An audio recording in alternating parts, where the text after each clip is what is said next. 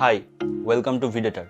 Today I have with me Realme 7 Pro and I have been using this for almost a month now. So in this video I will be discussing what I like and what I dislike about this Realme 7 Pro. But before that, first see what are the box contents. Some user manual, the transparent case, of course the device, a adapter and the data cable. It comes in two variants, a 6GB 128GB variant and a 8GB 128GB variant. Also in two colors, and they call it the mirror blue and the mirror white. The variant I have is the 6GB 128GB mirror white. And let's see what are the specifications of this device.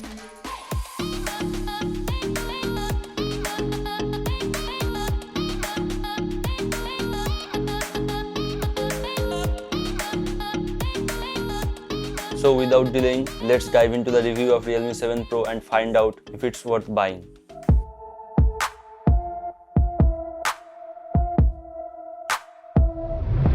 First, let's discuss the design. The design is really cool. In terms of design, it comes with a matte frost backside design with the camera cutout in a rectangular side, which gives it a premium look. Also, it is 185 grams and it is just 8.9 mm thick. So it's not so thick and comfortable in hand. The back looks great, but it's plastic. So you have to use the transparent case if you don't want to have scratches. The fingerprint is an in-display fingerprint sensor, which is really fast. And the face unlock is also very fast and it's great even in low light. In terms of RAM and storage, I have the 6GB 128GB version and the RAM is LPDDR4X RAM. And on normal usage, the user experience is really great. Multitasking is also very smooth. The SIM card slot comes with a dedicated microSD card slot. Also 3.5mm jack is there and it has the Type-C port. Now come to the display side. It has 6.5-inch Super AMOLED display and it has 90.8% screen to body ratio. Due to the AMOLED panel, the color resolution is really great. The colors are vibrant. Outdoor brightness is also pretty good. But the display has a slight disadvantage. It's not a 90 or 120Hz display. It's normal 60Hz display. I don't know why Realme did this, but it's a Pro model. So Realme should have given the 90Hz display at least. Now let's come to the UI. It comes with Realme UI and Android 10. On normal day-to-day usage, I did not feel any kind of lag while roaming around the apps. I must say the user experience is pretty good. And this takes us to the specifications. It comes with a Snapdragon 720G processor, which is great for gaming. You don't really can complain about Snapdragon processors. I played Free Fire in the highest setting. I did not feel any lag. And the graphics is also great. And while gaming for hours, the phone was not overheated.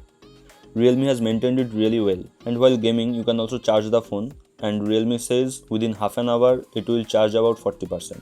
And this takes us to the battery consumption. While gaming, the battery consumption was well optimized. And I think overall the battery consumption is really great optimized.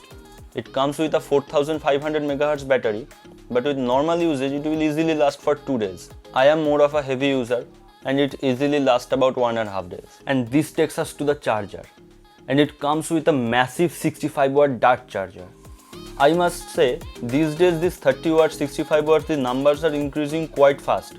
So it's not like you need a 65W charger. A 30W charger is also a fast charger and that is good enough. But with this massive 65W charger, your phone will be charged within half an hour maximum. So if you get used to this much fast charging, even the other fast chargers will feel like they are slow. And now come to the sound quality. It comes with a dual stereo speaker which supports Dolby Atmos. So sound quality is pretty great and it's loud enough. I pretty much like this sound and I am happy with it. And last but not the least, camera. It comes with a quad camera setup. A primary camera of 64 megapixel f1.8, a wide-angle lens, a black and white lens, and a macro lens. And the sensor is Sony IMX sensor, which produces great quality image. Here are some photo samples which I have taken, and I like the image quality. This is a sample taken from the macro camera. This is a sample taken in black and white. This is the photo of a wide angle. Now this is with the primary camera, and this is 5x zoom, and this is the 10x digital zoom. And what I will say is, do not try to take any picture in 10x zoom. And the camera comes with too many features. Also the night camera is really great. It has a nightscape mode.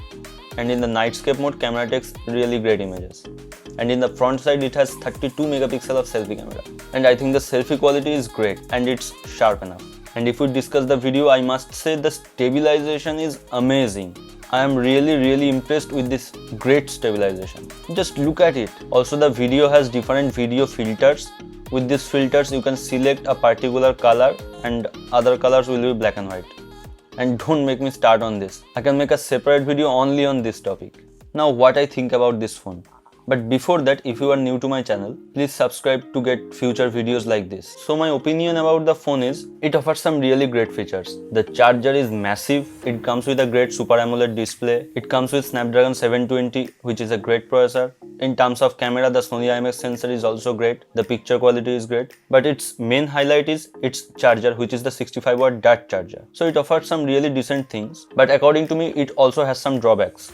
Like it doesn't have the 90Hz or 120Hz refresh rate. Also the battery is only 4500 MHz. So I would say it is a decent offering in the price of 20,000. There is also some great options available in the market at this price point, which is the Poco X3. That comes with a better processor, Snapdragon 732G, a better screen refresh rate, 120Hz, a better battery, 5000 MHz. And the other features are almost same. Though Poco X3 has a drawback, it doesn't have a Super AMOLED display. Also it comes with a fast charger, which is a 30-watt fast charger. So in comparison with Realme 7 Pro, that can be a drawback, but 30 watt is also a good fast charger. And the main factor is you are getting all of this just at Rs 17,000. So you are saving about 3,000 by compromising the AMOLED display and the 65-watt fast charger. If you can do that, you can go for that one. Otherwise, Realme 7 Pro is a great option. So if you guys want a comparison video of the best phones under 20,000 or 15,000, please let me know.